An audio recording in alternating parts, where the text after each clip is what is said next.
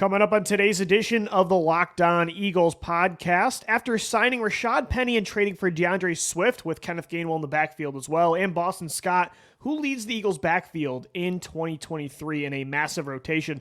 Plus, the Eagles signed a tight end today, and Deebo Samuel keeps talking about the NFC Championship. All that and more on this Thursday edition of the Locked On Eagles podcast. You are Locked On Eagles, your daily Philadelphia Eagles podcast. Part of the Locked On Podcast Network, your team every day.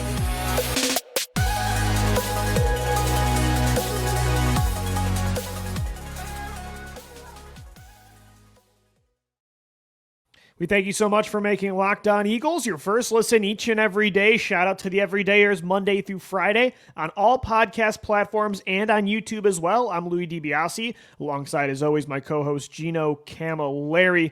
And it's Thursday, which means it's episode 4 or 5, even through the dead zone of the offseason. Monday through Friday, we're here for you every day. We appreciate you making us a part of your day, 365 days of the year.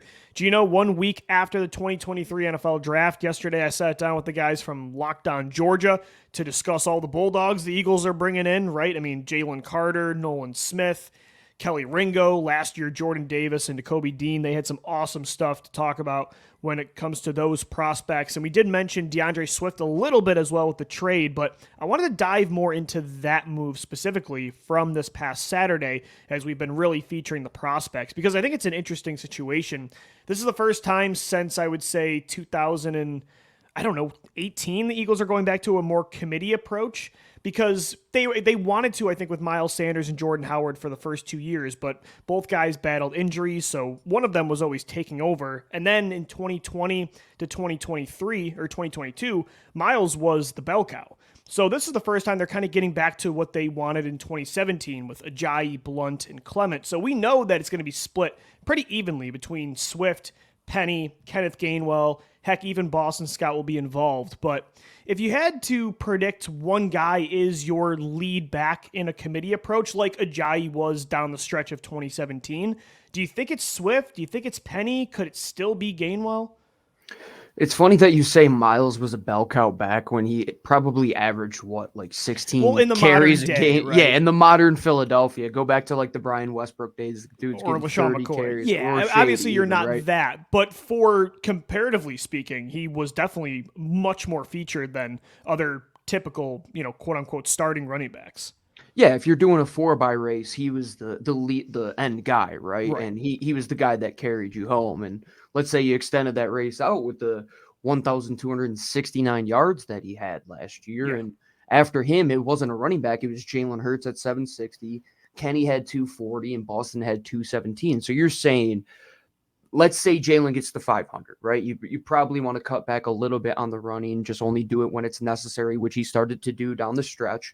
So you're probably going to have to find 1,400 yards on the ground between DeAndre Swift and Rashaad Penny. Well, look at the carries too, Gino. 259 for Sanders last year. The next running back was Kenneth Gainwell at it was Boston Scott at 54 carries.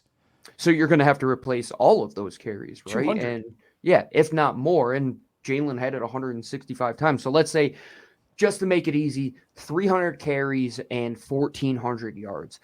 I believe you should be able to get that out of DeAndre Swift and Rashaad Penny. And I loved what you said about the Miles Sanders, Jordan Howard approach, because if you're looking at it, that's what it should be. But with two guys that run more explosively than Miles Sanders and Jordan Howard really ever did. And just look at the numbers. I'm not saying that for revisionist. Miles was good at many times, but you look at DeAndre Swift and Rashaad Penny on the field, those two guys are top in those two categories when it comes to explosive runs. And Rashaad Penny is that big back that can take yards after contact. DeAndre Swift is going to be able to be utilized in the passing game. So you're going to make up some of those yards there as well. If I had to say when it came to yards on the ground, Lou, I'm betting on Rashaad Penny, if healthy, should have probably 750 to 800, I think, is playing it safe. And then try and get 350 to 400 out of DeAndre Swift on the ground, mixed in with some catches in there as well, giving more touches to Kenny Gainwell, giving more touches to Boston Scott. I think it'll make a nice formula because the Eagles aren't going to be very one-dimensional when they put those four guys out there. It's going to be able to play a very chess-like approach if they were all queens. Like, they can all do a lot of everything, right? As much as you say DeAndre is a great receiver, Rashaad Penny, in his own right, is a pretty good receiver. And so is Boston Scott, and so is Kenny Gainwell. Yeah, exactly. And I think this could be the Blunt, Ajayi, Clement type of trio, right? Where Blunt and Ajayi were your featured runners, and then Corey Clement clearly the receiving back. Kenneth Gainwell, I think Jalen Hurts trusted Kenny G last year and in 2021 a lot when it comes to throwing the football to him, a lot more than Miles Sanders. You look at 2-minute drills, Gino, how many drives in 2-minute drills over the last 2 years has Hurts thrown it to Kenny G back-to-back plays and methodically moved down the field? Gainwell has been a huge piece of that puzzle in the backfield since he was drafted out of Memphis, where he played a lot of receiver. So could he be your Corey Clement of this backfield? For sure.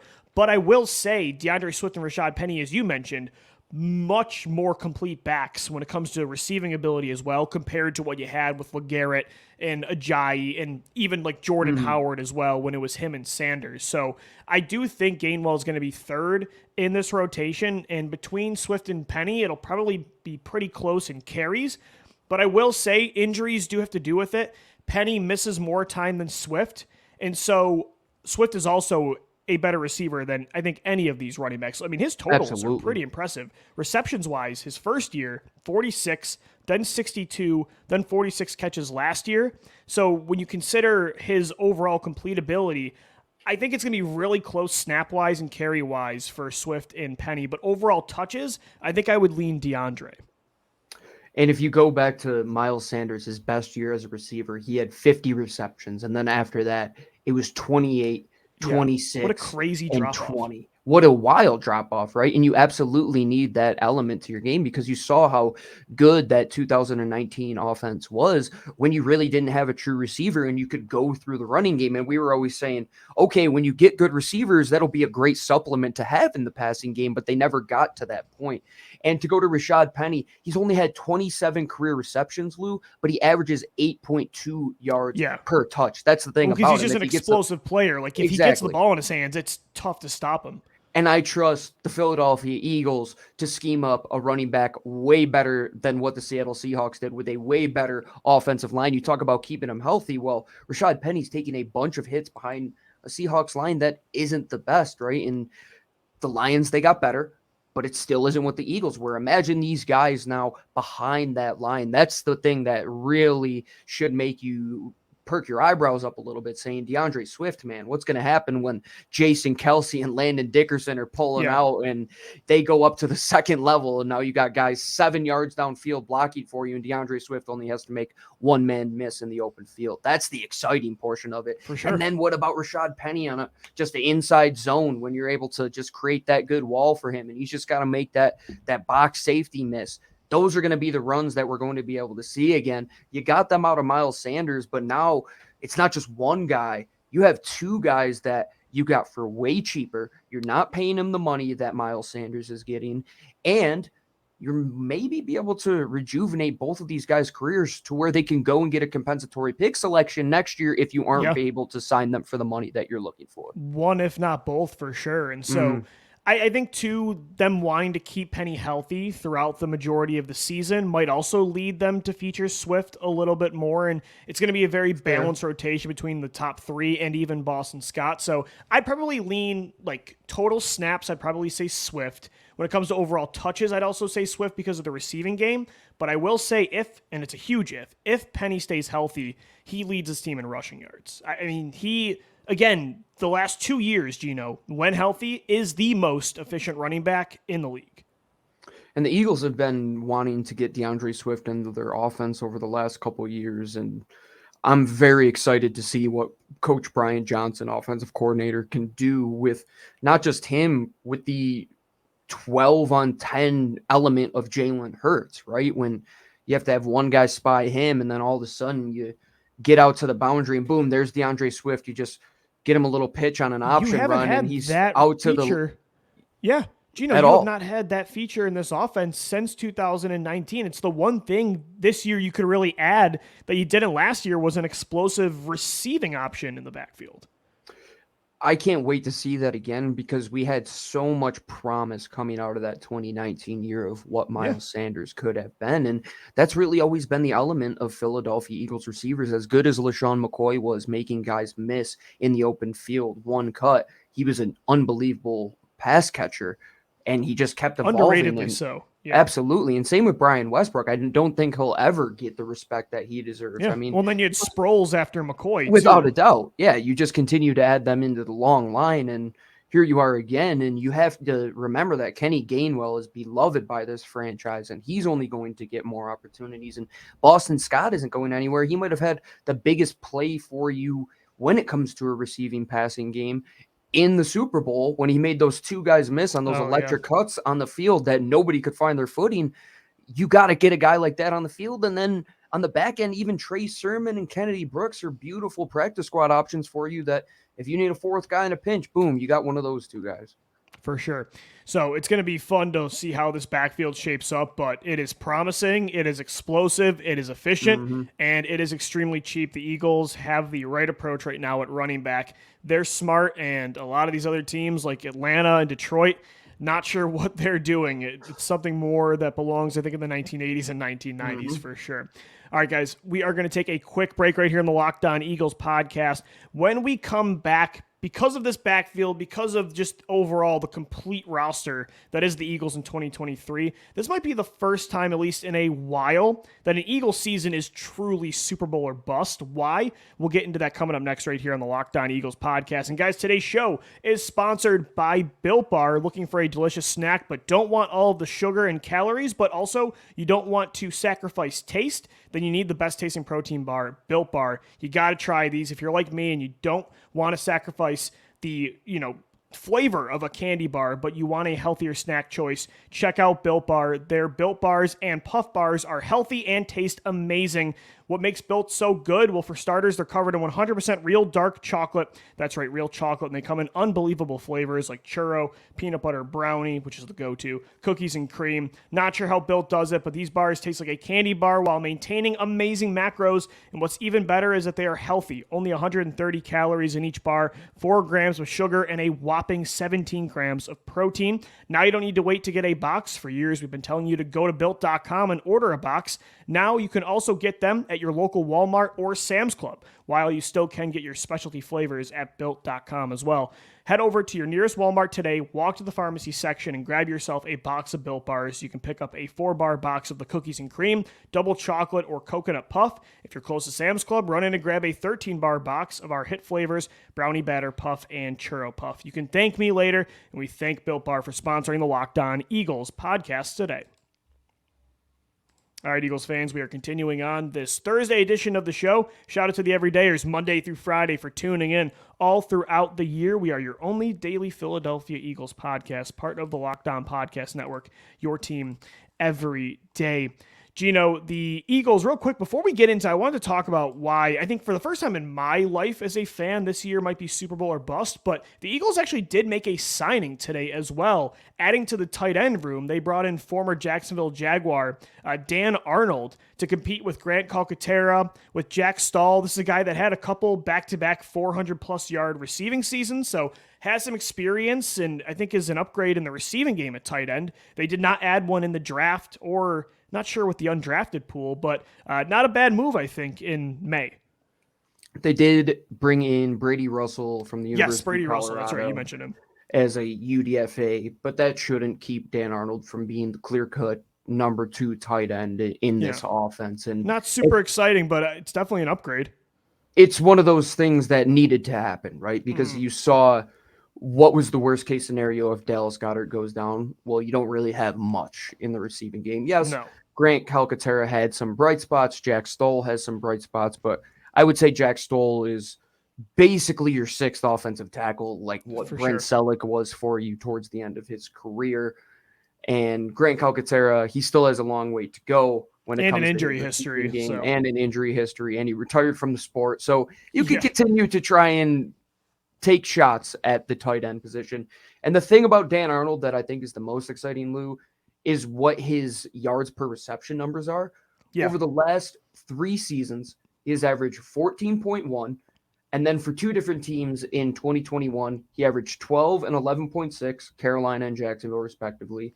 And then last year for Jacksonville, he averaged 15 yards per reception. So if you're just trying to find another guy to hit in those short to intermediate windows, which will allow Dallas Goedert to be moved around the formation more, you can use him as a blocking tight end more, which we need to utilize Dallas Goedert as a blocking tight end in the run game because he's just that good.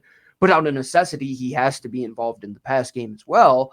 And now you have another option with Dan Arnold, which should filter into that 4-man rotation, which I inevitably think it'll be. But he should be that second guy off the bench with Dallas Goedert and him being the guys in 12 personnel. Because you can't be handcuffed to have two guys that really aren't pass catchers at that position when you have been known as a team and an organization that loves 12 personnel even before Nick Sirianni. And Nick Sirianni wants to continue to expound on that. So why not go out and get a veteran guy? He's how old? What? 28 years old. He's been he's only been in the league since 2018. 2018. Yeah. And he has 2 400-yard receiving seasons. Same year as Goddard. Why not? Back to back. 2020, he had 438 yards, 4 touchdowns on 31 catches with Arizona. And then in 2021, 408 total with Carolina and Jacksonville. So, it's an upgrade at tight end. And, Gino, this roster becomes even more complete. And you look at just how absolutely crushing Howie Roseman's draft was this past weekend.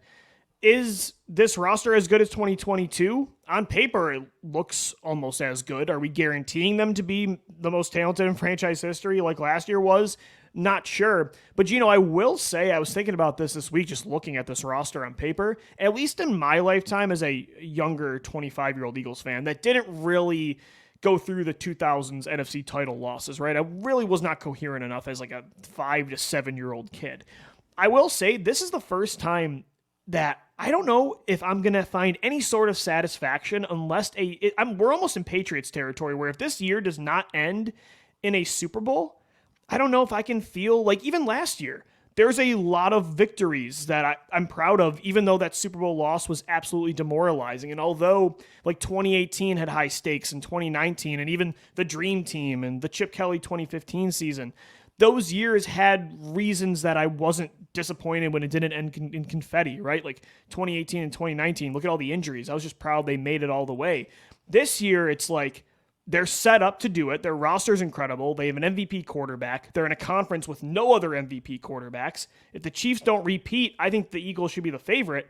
So, and I think this is a good thing. It just shows their expectations are through the roof, but I truly think this is my first time ever where I'm saying it is Super Bowl or bust, at least from an emotional perspective. Well, for those of you looking on YouTube, over my right shoulder here is a picture of Donovan McNabb, Chad Lewis, and Brian Westbrook on a postcard. See, I'm sure a lot of our Eagles fans are saying this is not the first time for us, but for me, it is.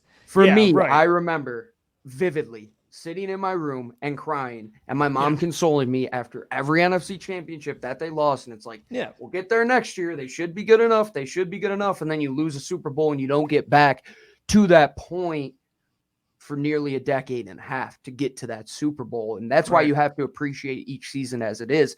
But I love that you brought up the point of the Patriots. It shouldn't be that, we're hoping for a dynasty.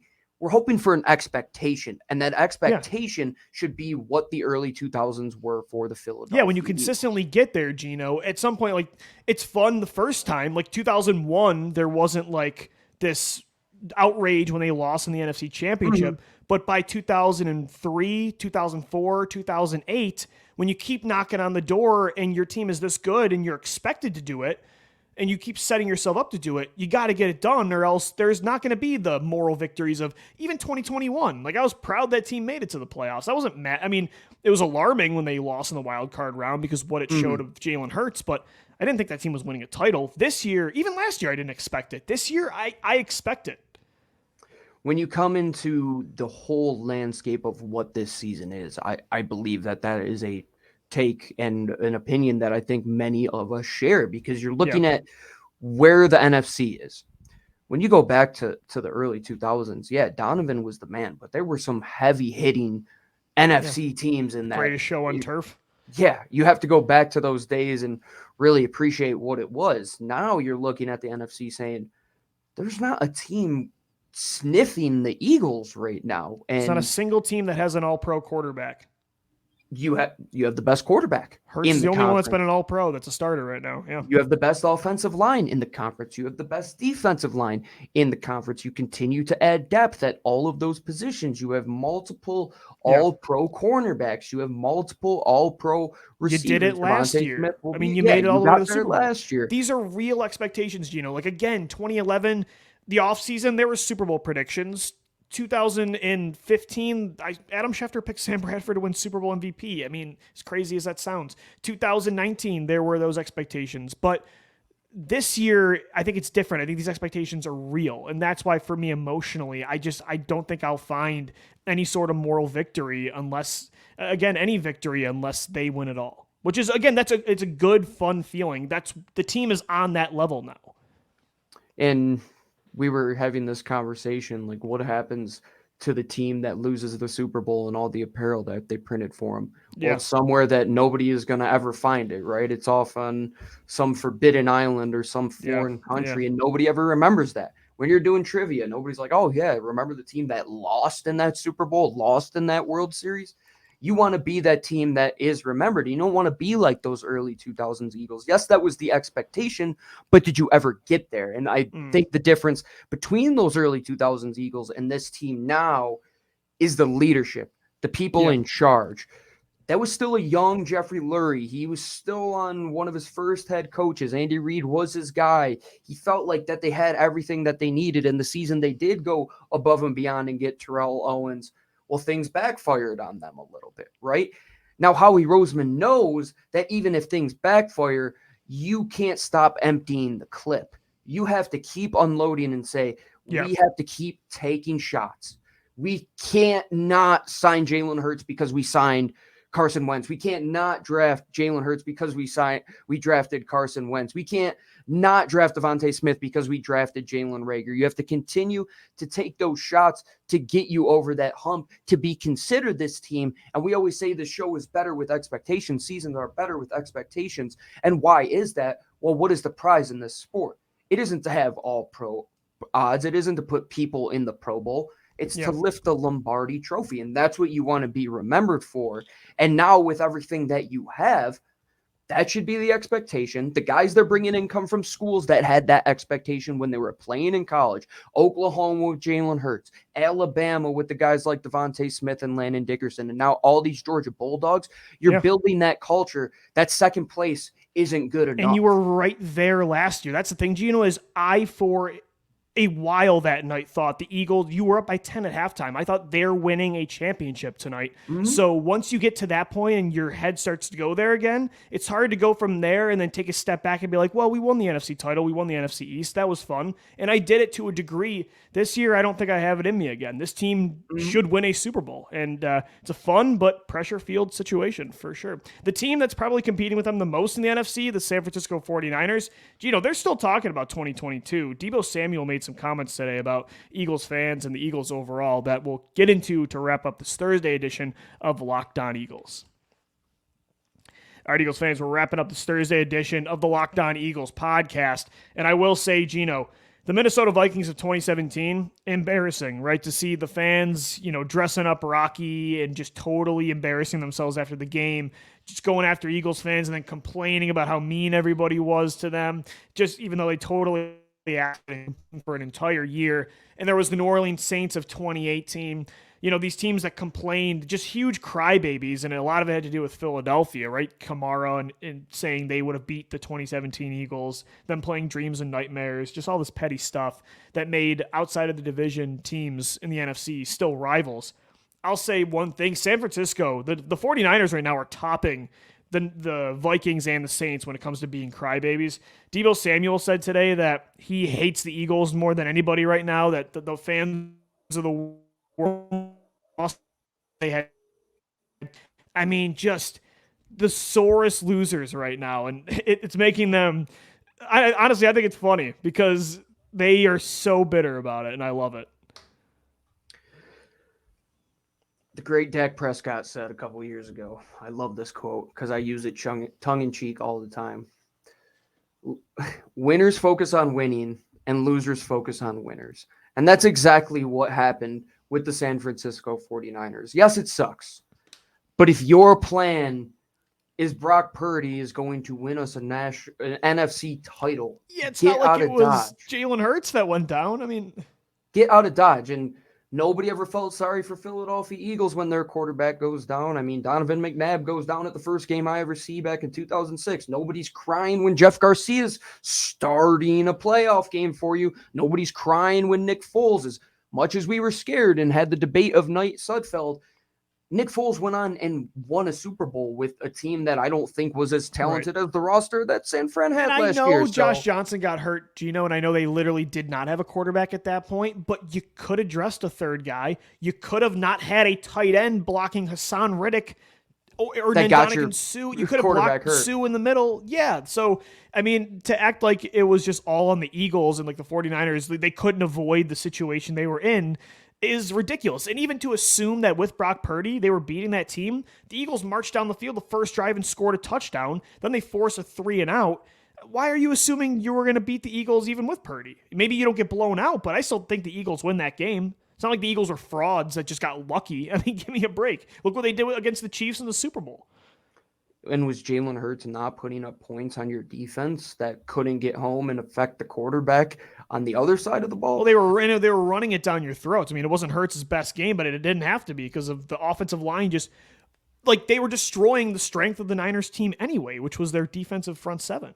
And that's what I'm saying. Overall, they didn't do a good enough job on their side of the ball and didn't take care of business. And much like the Saints didn't do that a couple of years ago, and Minnesota didn't do that either. Complaining about a penalty for 2 years, man. Another one of those things that you just can pee on the fire hydrant, which is Philadelphia Eagles fans, because you're going to get a reaction out of them. But at the end of the day, there is no fan base that will travel anywhere and support their team as much and quite literally go to bat for people that you might never have an interaction with in your life, because it's only us that can say bad things. It's like about that family member that, hey, they might have ate too many hot dogs around the holiday and put on too much weight, and you're saying, no, you can't call him fat. Only we can call him fat, right? Like, you can't talk about only we Eagles. Can say he needs to eat a Built Bar next time. Yes, exactly, Lou, exactly. But the thing I look at with San Francisco, and I look at with the rest of the NFC, and there was a comment from the general manager of the Lions when they drafted Jahmyr Gibbs and talking about the idea of them selling low on DeAndre Swift, and they were trying to kind of like boast that they had more information about taking running backs, and like, the fans don't have that outside information, so we'll take this guy, but we won't take Jalen Carter. But it's like, why do you have to even say that? Because Howie Roseman is smarter than you, and you're just trying to make yourself look smarter, when at the end of the day, our general manager and our team is just doing things that are getting them to that position to succeed. I mean, look at quarterback, Gino. The Niners and Lions, like, their rosters, I would say, are two of the rosters that could push the Eagles the most. But their mentality and strategy right now when it comes to the most important position in sports, like, sure, Brock Purdy got hurt, but Brock Purdy, like we were saying, is not some MVP caliber quarterback, right? So we're claiming this guy is the next coming. Or like the Lions are maybe talking about an extension with Jared Goff, and they passed on the quarterback class this year. San Francisco might not even give Trey Lance a chance despite his ceiling. They're just going to run it back with Purdy and redo the Garoppolo era. I mean, they don't.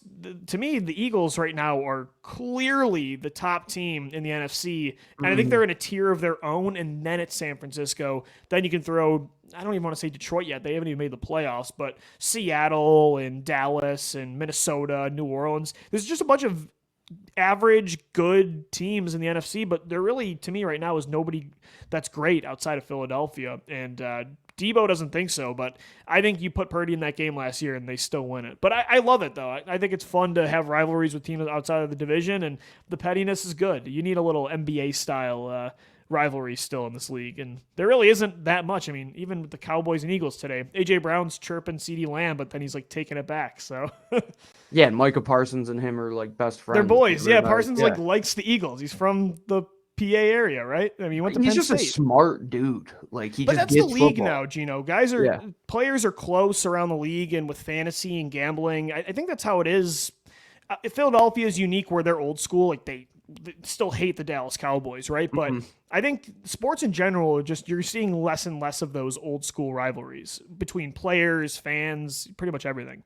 Yeah, the Niners are just getting in their feelings a little bit. Oh my It's gosh. just everybody on that team. I love it. They should keep using the media for this platform. It's great. I'm glad I'm a Philadelphia Eagles fan and support this team, because what was their message after that game, even against the Chiefs? It wasn't, oh, the turf is bad. It wasn't, oh, we should have won this game. Yeah, It was, that's a oh, great we have point, to man. go on and we They have owned to it. figure out a way to go in. That's what it should be. Accountability is figuring out where you're weak, finding yourself a way to get over that hump. And only the great teams do that good to great gap. The Eagles have to find out how to do that this year, so they continue to be in that conversation and have those expectations For sure. wanted for nearly 2 decades. We'll continue to talk birds tomorrow on the show. One more podcast for you this week and then another 5 next week. Shout out to the Everydayers for making Locked On Eagles your first listen each and every day. You can find us on all podcast platforms and on YouTube as well. Make sure you hit us up on Twitter at LockedOnBirds, at DiBiase, and at GC24_football. For my co-host Gino Camilleri, I'm Lou DiBiase signing off. As always, thank you for downloading. Thank you for watching and listening. And let's go Birds. Fly, Eagles, fly.